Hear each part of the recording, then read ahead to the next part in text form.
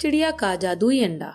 जुगनूपुर गांव के घने जंगल में रानी नाम की चिड़िया अपने पति कौवे और 2 छोटे बच्चे चीना मीना के साथ रहती थी। कौवे के बेरोजगार होने की वजह से वो बहुत ही गरीब थे। ऐसे ही एक सुबह, मीना, माँ कितनी देर हो गई, मुझे भूख लग रही है, कुछ खाना दो ना। रानी, बेटा घर में खाने को कुछ भी नहीं है, थोड़े से चावल ही पड़े हैं। चीना, माँ मुझे खीर खाने का बहुत मन कर रहा है, थोड़ी सी खीर बना दो ना। रानी, अब इन बच्चों को क्या बोलूं, घर में सिर्फ चावल ही है, दूध और चीनी तो बिल्कुल भी नहीं है, कैसे करूं। कौआ, अरे भगवान, इतनी परेशान क्यों हो, ऐसा क्या मांग लिया बच्चों ने तुमसे। रानी, अजी घर में कुछ नहीं है और बच्चे खीर खाने की कह रहे हैं। कौआ, बस इतनी सी बात, ऐसा करता हूँ मैं लाला जी से सामान ले आता हूँ, दूध और चीनी। ऐसा कहकर कौआ राशन लेने बतख लाला पर पहुँच जाता है। कौआ, अरे लाला जी, मुझे आपसे थोड़ी उधारी चाहिए थी, थोड़ा दूध और चीनी मिलेगा क्या, मुझ पर जब पैसे होंगे मैं लौटा दूंगा। बतख, पर तुम्हारा तो काम छूट गया था ना, तो पैसे कब दोगे। कौआ, वो मेरी नौकरी लगते ही आपको दे दूंगा। बतख, अच्छा, मुझे बेवकूफ समझा है क्या, कब तुम्हारी नौकरी लगेगी, कब तुम्हें उसके पैसे मिलेंगे, जब तक क्या मैं बैठा रहूंगा तुम्हारे पैसों के लिए, भागो यहाँ से। कौआ, अरे लाला जी ऐसे मत कीजिए, मेरे बच्चे भूखे हैं, थोड़ा दे दीजिए दूध चीनी, उन्हें खीर देनी है बनाकर मुझे। बतख, हा हा हा, हो हाथ में नहीं अन्नी, फिर भी ख्वाहिशें बच्चों को शाही भोग खिलाने की, वाह देख रहे हो ना कबूतर भैया।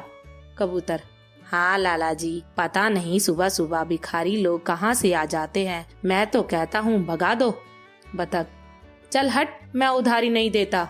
कौआ रोते, लाला जी मेरा विश्वास करो, पक्का पैसे वापिस कर दूंगा, मेरे बच्चे बहुत भूखे हैं।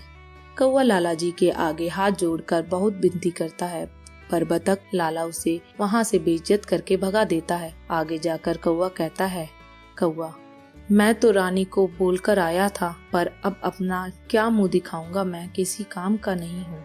ये कहकर परेशान कौआ उड़ने लगता है। तभी एक बड़ी सी चील उस पर हमला कर उसके पंख को नुकसान पहुंचा देती है, जिससे घायल होकर कौआ गिर जाता है। जैसे तैसे जख्मी हाल में कौआ अपनी बीवी बच्चों तक पहुंचता है। तभी चिड़िया रानी उसे देखकर कहती है, रानी, अजी आपको क्या हुआ, आपकी ये दशा कैसे हुई। कौआ, क्या बताऊं, एक बड़ी सी चील ने मुझ पर हमला कर दिया और अब मैं उठ भी नहीं पा रहा। रानी रोते हुए, हे भगवान, यह क्या हो गया, ना मेरे पति पर पैसे नहीं है, ना नौकरी, मेरे बच्चे भूखे हैं और अब इनका इलाज कहाँ से कराऊं, भगवान कोई तो मदद करो मेरी। चीना, पापा पापा आपको क्या हो गया। मीना, पापा जल्दी से ठीक हो जाओ। कौआ, बच्चों तुम फिक्र मत करो, मैं ठीक हूँ। रानी, मुझसे आपकी ये दशा देखी नहीं जा रही, मैं ही कुछ काम ढूंढने जा रही हूँ।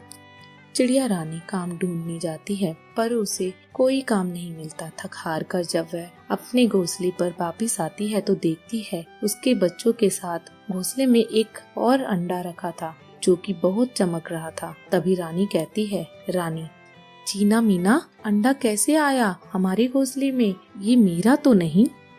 चीना, मुझे नहीं पता माँ, कैसे आया।